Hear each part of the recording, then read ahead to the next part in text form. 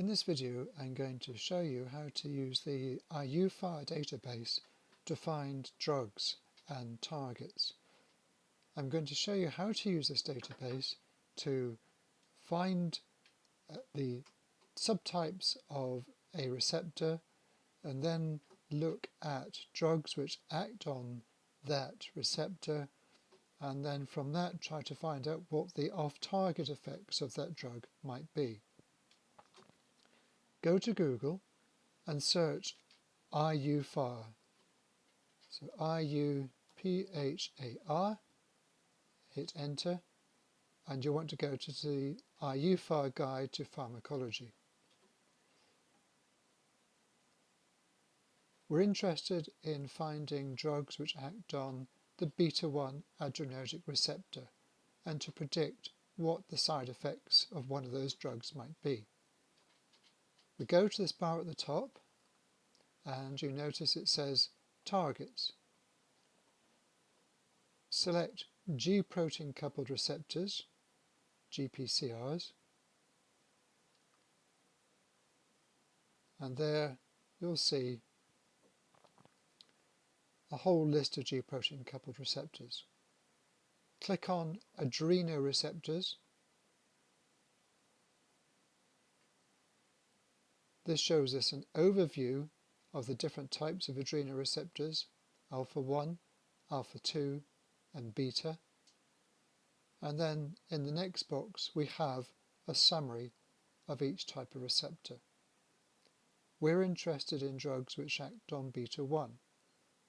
So select beta 1 adrenoreceptor Show Summary. Scroll down. You're given a lot of information and links to other databases. You're told it's transduction, coupling,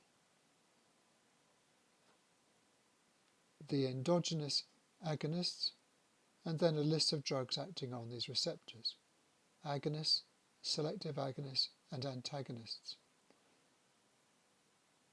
Let's look at carvedilol. If we look at carvedilol, we're told that it has a pKi of 9.5. That means it's the concentration at which it has its half maximal effect is 10 to the minus 9.5 molar. So the bigger this number, the more potent the drug is. A pKi of 10 means that at 10 to the minus 10 molar it has 50% maximal effectiveness. You'll notice that these are ordered.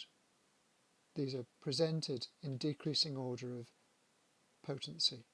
So we're looking at the most potent drug. If we click on carvedilol, we're shown the structure and some more information about this compound and links where we can find more information outside of this database. If you start at the top and then scroll down, you'll see this bar which includes the tab Biological Activity. We're going to use this to find out what the possible off-targets might be. If we click on Biological Activity, we can then scroll down and we're shown that it acts at beta-1 adrenoreceptors, which we've searched for in the first place, but also beta-2 adrenoreceptors and ryanodine receptors. We would therefore predict that using this drug would not only activate beta-1, but activate beta-2 and ryanodine receptors. How sensitive or how effective is it at activating these other receptors? Remember, if we look up the action here is acting as an antagonist with a pKi value of 9.5. Remember, the bigger this number, the more potent the drug is. If you look at the pKi value for the beta-2 adrenoreceptor, we see that it's similar, in fact slightly higher. So in fact, we would expect carvedilol to activate beta-2 receptors at least as much as beta-1 receptors. It also acts as an inhibitor of ryanodine receptors, but with a pKi value of 4.8, and that's quite low.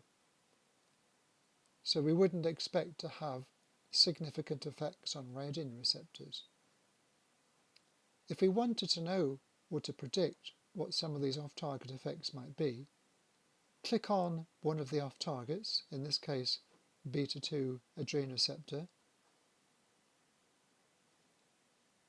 and here we have information about that receptor just like we did before for the beta-1. But this time we're going to use this contents page to look for physiological functions and the physiological consequences of altering gene expression.